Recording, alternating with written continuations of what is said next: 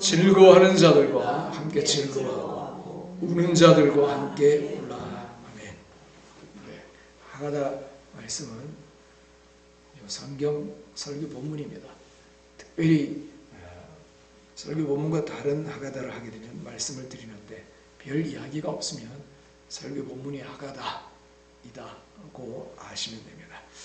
한 번 더 읽겠습니다. 즐거워하는 자들과 함께 즐거워하고 우는 자들과 함께 울라. 아멘. 제목도 따라하겠습니다. 마음을 읽어주라. 네. 사랑하는 성도 여러분, 오늘 이 자리에 오신 모든 분들을 주님의 이름으로 환영하고 축복합니다. 옆에 분들하고 인사하겠습니다. 축복합니다. 축복합니다. 축복합니다. 네, 한 번 더 하겠습니다. 보고 싶었습니다. 보고 싶었습니다. 네, 한 번 더 하겠습니다. 함께하니 힘이 납니다. 함께하면 힘이 납니다. 한 남편이 아내에게 말했습니다. 당신이 나를 처음 만났을 때 내가 어떤 점이 좋았어요? 아내가 대답합니다. 당신은 정말 잘 들어주는 사람이었어요. 남편이 되물었습니다. 그런데 지금은 어때요? 아내가 한숨을 쉬며 말합니다. 지금은 잘 들어주는 척하는 사람이에요. 네. 가정의 달 5월 많은 가정은 바쁨 속에 서로의 마음을 놓치고 있습니다. 특히 여성들은 아내로, 엄마로, 직장인으로 정서적 피로와 외로움을 겪고 있습니다.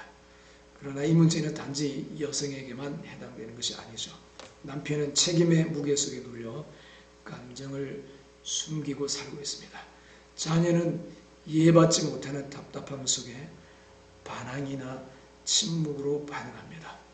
청년들은 SNS 속에서 외로운 경쟁과 그 속에서 진짜 공감을 갈망합니다. 이런 시대에 성경은 말합니다. 우는 자들과 함께 울라. 여러분 혹시 집에서 가족들과 대화하다가 내 말은 그 뜻이 아니었는데 라거나 왜 내 마음을 이렇게 몰라주지 하고 답답했던 경험이 있으신가요? 많았어요? 우리는 때때로 말을 주고받지만 마음은 전혀 닿지 않을 때가 있습니다. 대화를 했는데 더 서운해지고 오히려 마음에 벽이 생깁니다. 가족인데 왜 이렇게 안 통하지? 라는 생각 한 번쯤 해보았죠. 가까운 사이일수록 공감이 어려워집니다. 왜 그럴까요? 왜냐하면 너무 익숙해서 굳이 설명 안 해도 내 마음을 알아줄 거라고 기대할 때가 많거든요. 우리는 모두 행복한 가정을 원합니다. 웃음이 있고 서로에게 힘이 되는 따뜻한 관계를 꿈꿉니다. 그런데 그 행복이 어디서 오는 걸까요? 넓은 집, 맛있는 음식, 또 안정된 생활 다 중요하죠. 그러나 결국은 행복은 관계에서 옵니다. 서로 마음을 읽고 이해하고 안아줄 수 있는 관계를 말하는 거죠. 이 관계는 너무 어렵습니다. 사랑하는 사람끼리도 부딪히고 오해가 생깁니다. 왜일까요? 바로 우리 안에 부족한 한 가지 공감력 때문입니다. 상대방의 입장에서 느껴보려는 그 마음이 약할 때 우리는 가까운 사람에게도 마음을 닫게 됩니다. 오늘 우리는 예수님으로부터 참된 공감이 무엇인지 배우려고 합니다. 공감이 뭘까? 공감. 오늘 마지막에 부른 찬양의 제목이 공감입니다. 공감. 단순히 상대방의 말에 동의해 주는 걸까요? 아니면 불쌍히 여기는 마음일까요? 성경이 말하는 공감은 그보다 훨씬 깊고 풍성합니다. 히브리어로 공감을 라카밈이라고 합니다. 라카밈. 이것은요, 자궁이라고 하는 단어에서 온 말입니다. 자궁. 마치 어머니가 자신의 자궁에 아이를 품는 것처럼 타인의 기쁨과 고통을 내 것으로 품는 것을 말합니다. 공감. 히브리서 4장 15절은 이렇게 말씀합니다. 히브리서 4장 15절 같이 읽어보겠습니다. 우리에게 있는 대제사장은 우리의 연약함을 동정하지 못하실 리가 아니오. 여기서 동정하다는 말은요, 헬라어로 함께 느끼다, 함께 고통받다 그런 뜻입니다. 우리에게 있는 대제사장이 누구죠? 예수님을 말합니다. 우리의 연약함을 동정하신다, 함께 느낀다, 함께 고통받는다. 예수님은 단지 멀리서 알아준다고 말만 하지 않으십니다. 직접 경험하셨습니다. 배고픔, 목마름, 배신, 외로움, 거절당함, 그 모든 고통의 자리로 오신 분입니다. 그래서 예수님 우리가 슬퍼할 때 이렇게 말씀하십니다. 내가 안다. 나도 너처럼 울어봤다. 너 혼자 걷는 줄 알았지만 나는 항상 내 곁에 있었다. 주님은 이론이 아니라 체험으로, 설명이 아니라 눈물로 공감하시는 분이십니다. 예수님의 삶은 전부가 공감이었습니다. 그분은 말로만 사랑하지 않으셨습니다. 직접 그 삶 속으로 걸어 들어가셨습니다. 요한복음 1장을 보면요, 나사로가 다시 살아나는 사건이 나옵니다. 나사로의 무덤 앞에서 예수님은 눈물을 흘리십니다. 읽어볼까요? 예수께서 눈물을 흘리시더라. 예수께서 눈물을 흘리시더라. 짧은 한 구절이지만 성경 전체에서 가장 강렬한 공감의 표현입니다. 예수님은 나사로를 다시 살리실 계획이었습니다. 그런 능력이 충분히 있는 분이었어요. 하지만 그 전에 그 자리에 있는 마르다와 마리아, 슬퍼하는 사람들의 아픔에 먼저 울어주셨습니다. 문제를 해결하기 전에 고통을 함께 느끼셨습니다. 참 놀랍죠? 그냥 살면 살아나는데, 야, 울 거 없어. 조금만 기다려. 금방 살아날 거야. 그죠? 전혀 울 필요가 없는 상황인데, 그죠?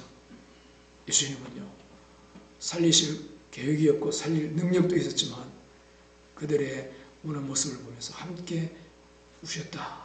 예수께서 눈물을 흘리시더라. 짧지만 강력한 공감의 표현입니다. 또 마가복음 1장을 보면요, 나병 환자를 고치는 장면이 나옵니다. 나병, 한센시, 문둥병, 똑같은 말이죠. 나병은 당시 사회에서 가장 끔찍한 질병이자 부정함의 상징이었습니다. 나병 환자는 공동체로부터 격리되었고 누구도 그에게 가까이 가려 하지 않았습니다. 그런데 나병 환자가 예수님께 나와 간청했을 때 예수님은 저 멀리서 단순히 말씀으로만 치유하지 않으셨습니다. 성경은 예수님께서 손을 내밀어 그에게 대시며 치유하셨다고 기록합니다. 함께 읽어보겠습니다. 예수께서 불쌍히 여기사 손을 내밀어 그에게 대시며 이르시되 내가 원하노니 깨끗함을 받으라. 예수님은요, 말씀으로도 많이 고치셨어요. 그 전에. 그죠? 근데 굳이 이 사람에게는 그냥 멀리서 내가 원한다. 너 깨끗해져. 건강해져. 할 수 있는데 가까이 가서 만지셨어요. 수년간 사람의 온기조차 느끼지 못했던 그에게 예수님은 거룩하신 손을 내미셨습니다. 그의 육체적 고통뿐 아니라 존재 자체가 외면당했던 그의 깊은 외로움과 수치심까지도 공감하시고 어루만져 주신 것입니다. 예수님의 공감은 그렇게 사람을 살렸습니다. 그들의 존엄을 회복시켰습니다. 그분은 깊이 들어오셨고 함께 울어주셨고 손을 내미셨습니다. 손을 내밀어 대시며 내가 원한다. 깨끗함을 받아라. 그리고 그 공감의 절정이 바로 십자가입니다. 고린도후서 5장 21절을 보겠습니다. 같이 읽겠습니다. 죄를 알지도 못하신 이를 우리 대신 죄로 삼으신 것은 예수님은 죄가 없으셨습니다. 그러나 우리의 죄를 짊어지시기 위해 친히 죄덩어리가 되셨습니다. 그래서 그 죄를 대신 심판받아서요, 온몸이 머리에서부터 해서 발끝까지 갈기갈기 찢어졌습니다. 여러분, 제가 헬스장에 가서 철봉대에 매달려서 이렇게 쭉 늘어져 있어 보니까요, 이게 몸이 땡기니까 숨쉬기가 힘들더라고요. 그래서 발을 힘을 줘서 좀 이렇게 올리면 괜찮아지더라고요. 그때 그 생각이 났어요. 십자가가.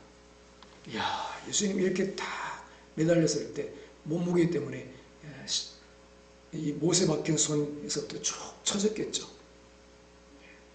척 처지고 숨이 얼마나 가쁘겠습니까? 숨이 가빠서 발에 힘을 줘서 다리를 쭉 펴려고 하면 발에 못의 고통이, 그죠? 이거는 필 수도 없고 가만히 늘어뜨릴 수도 없고 얼마나 괴로웠을까? 죄가 그만큼 무서운 것이라는 거죠. 여러분, 이게 공감의 극치인 것입니다. 공감의 극치. 십자가에서 주님은 우리처럼 버려지고 억울하고 절망하고 고통당하셨습니다. 그것이 하나님의 공감입니다. 멀리서 안타까워하신 것이 아니라 우리 가운데 들어오셔서 우리와 함께 죽으신 것입니다. 성도 여러분, 우리는 그 공감으로 구원받았습니다. 예수님께서 우리의 신발을 신으시고 우리를 대신에 그 험한 길을 걸으셨기 때문에 우리는 하나님의 자녀가 되었습니다. 이제 우리가 해야 할 일은 단순합니다. 예수님처럼 누군가의 신발을 신어보는 것입니다. 어쩌면요, 뒤꿈치가 다르고 또는 작을 수도 있고 뭔가 맞지 않는 신발의 느낌일 수 있습니다. 그처럼 다른 사람의 아픔과 연약함을 공감해 보는 것입니다.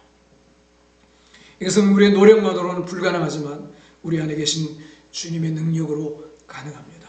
우리 안에 있는 예수님의 영, 성령님은 우리가 다른 사람의 아픔을 외면하지 않고 그의 입장에서 생각하고 그의 감정을 함께 느끼고 그의 짐을 함께 짊어지도록 우리를 도우십니다. 어쩌면요, 우리 주변에 다가와서 우리를 괴롭히는 사람들, 우리를 짜증나게 하고 화나게 하는 사람들은요, 나를 좀 도와달라고 하는 손짓일 수도 있습니다.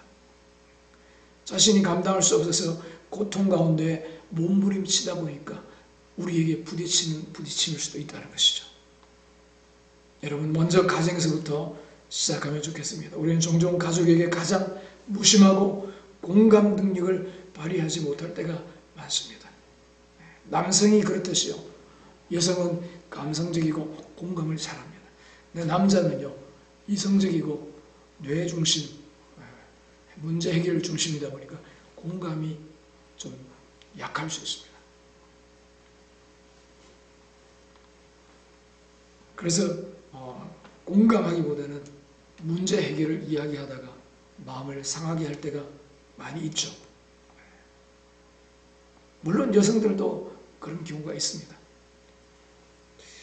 그래서 다 아는 사이인데 뭘 가족이니까 이해해 주겠지 생각하며 함부로 말하고 행동할 때가 있지 않느냐 하는 거죠.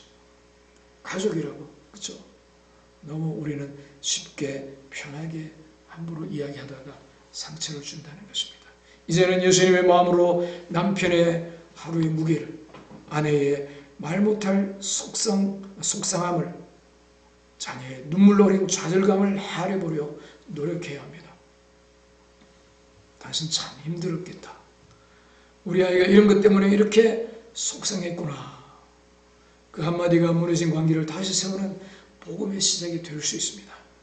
갈라디아 6장 2절 말씀에 너희가 서로 짐을 지라 했습니다. 너희가 서로 짐을 서로 지라. 공감은 상대방의 짐을 함께 지는 것입니다. 교회 공동체 안에서도 마찬가지입니다.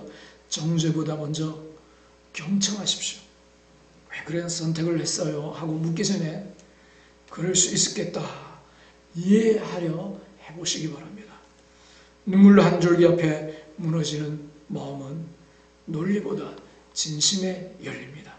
그리고 이 공감은 전도의 문을 여는 열쇠입니다. 우리는 전도할 때 멋진 말을 하려 애씁니다. 하지만 사람들은 잘 꾸민 말보다 자신을 이해해주는 사람의 눈빛에서 복음을 만납니다. 당신이 지금 겪는 그 슬픔 예수님은 아십니다. 그리고 그분은 당신을 위해 울어주셨어요. 그분은 지금도 당신 곁에 계십니다. 이 고백이 누군가의 마음을 열 수 있습니다. 사랑하는 성도 여러분, 행복한 가정 그리고 세상에 복음을 전하는 능력 있는 삶은 결국 관계에 달려 있습니다. 그리고 그 관계의 핵심은 바로 공감입니다. 우리는 그 공감의 근원이시며 완벽한 모델이신 예수 그리스도를 우리 안에 모시고 있습니다. 오늘 집에 돌아가셔서 가족의 눈을 바라보세요. 말없이 앉아있는 남편, 피곤해 보이는 아내, 무뚝뚝한 자녀의 옆에 앉아서 이렇게 말해보세요. 당신의 마음 나도 알고 싶어요. 예수님처럼 나도 당신과 함께하고 싶어요. 바로 그 순간 가정은 천국의 향기를 품게 될 것입니다. 우리 교회는 따뜻한 공동체가 될 것입니다. 그리고 우리는 이 차가운 세상에 예수님의 따뜻한 공감을 전하는 복음의 통로가 될 것입니다. 우리 이렇게 기도하면 좋겠습니다. 주님, 내 안에 예수님의 눈물과 공감을 회복하게 하소서. 공감의 사랑으로 내 가족, 공동체, 이웃을 살리는 삶이 되게 하소서. 승리하는 우리 모두가 되시기를 주의 이름으로 축원합니다.